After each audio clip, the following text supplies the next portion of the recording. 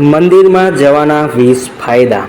મંદિરની ઘંટડીને 7 સેકન્ડ સુધી વગાડવાથી અને તેની ટંકાર ધ્યાન કેન્દ્રિત કરવાથી આપનું મન તમામ સાંસારિક વિષમતાઓથી દૂર થાય છે, પ્રભુના ચરણોમાં અર્પિત થઈ જાય છે.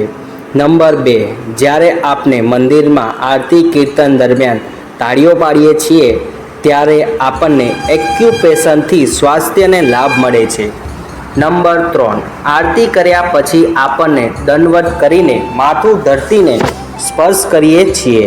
તેનાથી આપનો અહંકાર થઈને ધરતીમાં સમાઈ જાય છે. નંબર 4, મંદિરની ભૂમિ સકારાત્મક ઉર્જાનું વાહક માનવામાં આવે છે. આ ઉર્જા ભક્તોના પગ દ્વારા શરીરમાં પ્રવેશ કરે છે, તેથી આપણે મંદિરમાં ખુલ્લા પગે જઈએ છીએ.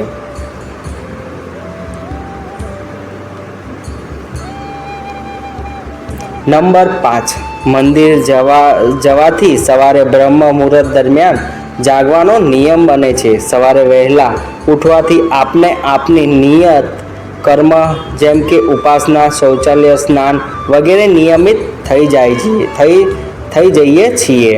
નંબર 6, આરતી દરમિયાન ચાલીસાનો પાઠ કરવાથી આપની વાણી દિવ્ય આવે છે. ઓમનો ઉચ્ચાર કરવાથી આપનું ચિત્ત એકાગ્ર થાય છે. નંબર 7, આરતી કર્યા પછી પણ શંખ વગાડવામાં આવે છે, જે શ્રદ્ધાળુઓ માટે ખૂબ જ સુખદાયક તથા સ્વાસ્થ્યવર્ધક હોય છે. નંબર 8, મંદિરમાં ભગવાનના દર્શન કર્યા બાદ આપને તુલસી, ચરણામૃત અને પ્રસાદ મળે છે. ચરણામૃત એ દિવ્ય પ્રસાદ છે જે ગાયના દૂધ, દહીં, મધ, ખાંડ, ગંગાજળ અને તુલસીમાંથી બનાવવામાં આવે છે અને ખાસ ધાતુના વાસણમાં રાખવામાં આવે છે.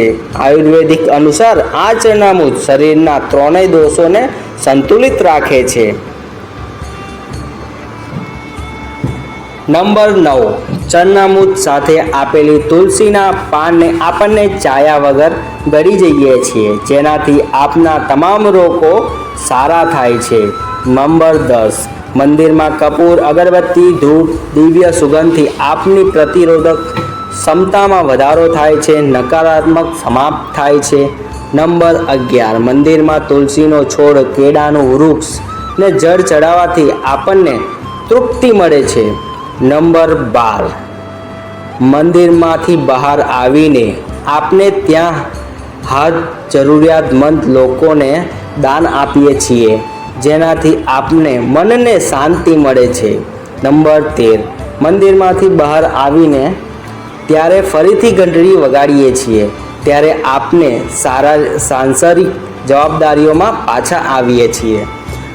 નંબર 14, મંદિરમાં જવાથી આપણી સામાજિક પ્રતિષ્ઠા વધે છે. નંબર 15, જ્યોતિષ પર હાથ રાખવાથી આપના દ્વારા થયેલી તમામ ભૂલચૂકોનું પશ્ચાતાપ અને પ્રતીક પણ છે. નંબર 16, દરેક મંદિરમાં આરતી બાદ ગૌરક્ષા અને ગોત્યારનો રોકવા સંકલ્પ જરૂર લેવામાં આવે છે. નંબર 17, મંદિરમાં ભગવાનને અર્પિત સુગંધિત ફૂલોની ખુશ્બુથી સ્વાસ્થ્યને લાભ મળે છે તથા ઉત્સાહમાં વધારો થાય છે. નંબર 18, ગર્ભસ્થાનની પરિક્રમા દરમિયાન આપણને આ બ્રહ્માંડીય ઉર્જાથી લાભ મળે છે. નંબર 19, મંદિરમાં સૂર્યને જળ અર્પિત કરવાથી આપણને તે દિવ્ય અલૌક્ય કિરણોથી લાભ મળે છે.